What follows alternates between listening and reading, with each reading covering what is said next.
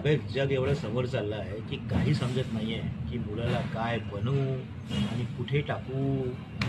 अरे देवाची चांगली कृपा राहिली ना तर तो पहिल्या क्रमांकाने येईल आणि चांगला डॉक्टर किंवा इंजिनियर बनेल.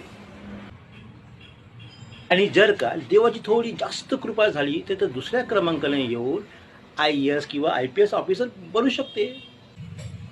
आणि अजून थोडी जास्त देवाची कृपा झाली तर तिसऱ्या क्रमांकावर तर कसा येईल. तर मग काय बिझनेसमॅन किंवा एखादं दुकान टाकून बसू शकते. आणि जर का तो जर देवाचा आवडता मुलगा आहे आणि फेल जरी झाला तरी काय तो एखादा चांगला नेता बनू शकतो. नेता. आणि जर का तो अजून थोडा देवाचा जवळचा मुलगा असला आणि त्याने जर मधात अभ्यास सोडला तर तो कसाही अंडरवर्ल्ड भाऊ तर बनूनच जाईल. भाऊ.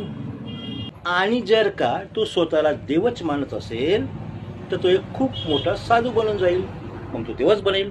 मग काय लोकच त्याचे पाय धुवून पाणी पितील. साधू. आता तुम्ही स्वतः निवडा तुमच्या मुलाला काय बनवायचं आहे.